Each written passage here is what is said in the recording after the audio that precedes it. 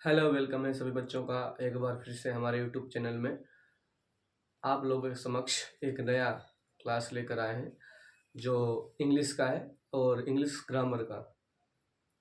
ये बहुत ही महत्वपूर्ण टॉपिक है, चाहे कक्षा 10 हो चाहे कक्षा 12 हो, बहुत ही हिसाब से इसे पढ़िएगा। और एक्टिव एंड पैसिव वॉइस जिसका नाम है, एक्टिव एंड पैसिव वॉइस क्या है, कितने का बनता है कितने का नहीं बनता है, ये ध्यान रखिएगा। एक्टिव एंड पैसिव वॉइस 8 सेंटेंसों का बनता है, 4 का नहीं बनता है।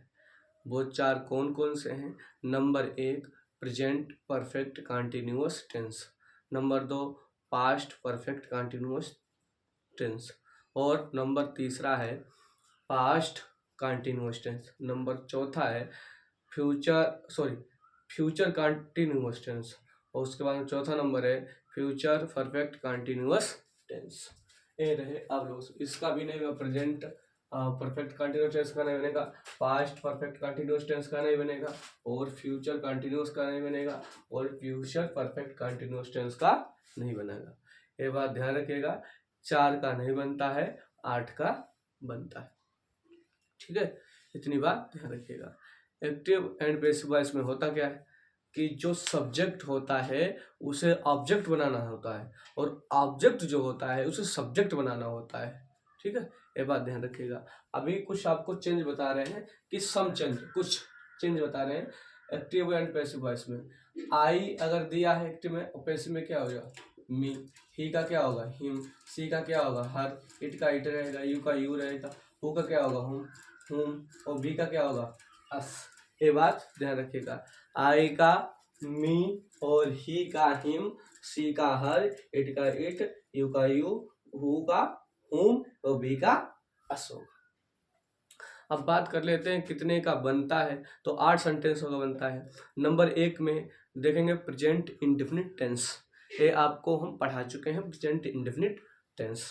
अगर नहीं पढ़ा है तो देखिएगा, वीडियो आपको नीचे मिल जाएगा, उसको देख करके तब एक्टिव एंड पैसिव वॉइस पर आइए, जिससे तुम्हारे ज़्यादा समझ में आएगा।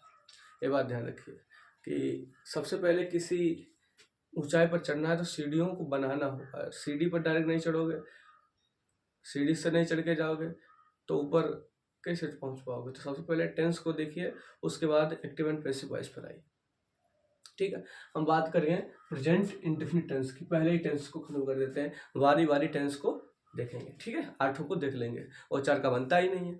तो सबसे पहले प्रेजेंट इंडेफिनिट क्या होता है, देखिए। प्रेजेंट इंडेफिनिट की पहचान ये होती है कि जिन वाक्यों के अंत में ताहे, तीहे, तेहे आदि शब्द आते हैं, वे वाक्य किसके होते हैं? प्रेजेंट इंडेफिनिट टेंस के होते हैं। और इसका नियम क्या है? Rule number 1, he, she, it एक वचन संज्ञाओं के साथ यस या ईएस जोड़ देते हैं। अब यस कहाँ पर जोड़ते हैं, ईएस कहाँ जोड़ते हैं? प्रेजेंट इंडेफिनिट टेंस में यस वहां पर जोड़ते हैं जिसके अंत में कॉन्सोनेंट आ जाए, क्रिया के अंत में, वर्ब के अंत में। और वर्ब क्या है? किसी कार्य का करना या होना पाया जाता है, उसे वर्ब कहते हैं। जैसे उठना, बैठना, पढ़ना, लिखना, बोलना आदि। या मोटी बात में कह सकते हैं जिसके अंत में ना आ जाए, और जिसके अंत में बावेल्स आ जाए, जैसे गो, इसमें क्या जोड़ेंगे? ओ आया शब्द तो ईएस जोड़ देंगे। बावेल्स आ जाए अंत में तो ईएस, और कॉन्सोनेंट है तो एस जोड़ेंगे। ठीक है, अब जैसे एक डायरेक्टली वाक्य बताते हैं, आपको ज्यादा समझ में आएगा। गोपाल टीचेज मोहन। गोपाल किसको पढ़ाता है? मोहन को पढ़ाता है। तो गोपाल का काम क्या है? पढ़ाना, और मोहन का काम क्या है? पढ़ना। तो देखिएगा किस तरीके, सिर्फ स्थान चेंज होगा, सेंस वही निकलेगा। जैसे कि मान लो अभी कोई दिल्ली में पढ़ा रहा है, ठीक है, अब वो आ गया राजस्थान में, तो सिर्फ स्थान चेंज हुआ, उसका काम क्या था? पढ़ाना, तो पढ़ाएगा, स्थान चेंज हो सकता है। यही बात है एक्टिव एंड पैसिव वॉइस में। सबसे पहले जो ऑब्जेक्ट है उसे सब्जेक्ट बनाएंगे। तो मोहन क्या है? एक ऑब्जेक्ट था, अब क्या बनेगा? सब्जेक्ट। ये भी बात ध्यान रखिएगा, present indefinite tense present continuous tense में बदलता है। किसमें बदलता है? प्रेजेंट कंटिन्यूअस टेंस में बदलता है। और प्रेजेंट कंटिन्यूअस टेंस में जब बदलेगा तो नियम कानून किसके लगेंगे? प्रेजेंट कंटिन्यूअस टेंस के लगेंगे। अब प्रेजेंट कंटिन्यूअस टेंस को देखिए कैसे बनेगा। एक क्या है?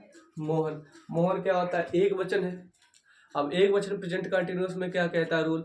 ही, सी, इट एक वचन संज्ञाओं के साथ इज का प्रयोग करते हैं, तो क्या आएगा? इज आ जाएगा, तो इज लिख लिया। उसके बाद में वर्ब आएगी। अब हमेशा ध्यान रखना एक्टिव एंड पैसिव वॉइस में वर्ब की थर्ड फॉर्म का ही प्रयोग किया जाता है। इसमें ING ES ES ये कुछ नहीं लिखते हैं, वर्ब की थर्ड फॉर्म लिखते हैं। तो टीच की क्या होगी? टाट, TAUGHT, टाट। अब जो सब्जेक्ट है उसे बाय लगाकर ऑब्जेक्ट बना लेंगे। बाय किसके द्वारा पढ़ाया जा रहा है? गोपाल के द्वारा। गोपाल, अब ध्यान दीजिएगा, गोपाल टीचेज मोहन। गोपाल किसको पढ़ाता है? मोहन को, ठीक। अब क्या है? मोहन पढ़ाया जा रहा है किसके द्वारा? गोपाल के द्वारा। पढ़ाना तो गोपाल की है, अब यहाँ पर द्वारा शब्द लग गया, बस काम वही है, स्थान चेंज है। दूसरा देख लेते हैं, लिखा है बी रीड आवर बुक्स। अब देखिएगा, बी रीड बहुवचन है, बहुवचन है तो इसमें यस नहीं जुड़ा होता है, ऐसा यस, लेकिन है किसका? प्रेजेंट इंडेफिनिट टेंस का, क्योंकि इसमें कोई हेल्पिंग वर्ब नहीं है। तो सबसे पहले ऑब्जेक्ट क्या है? आवर बुक्स, तो आवर बुक्स किसमें बदलेगा? प्रेजेंट कंटिन्यूअस टेंस में बदलेगा।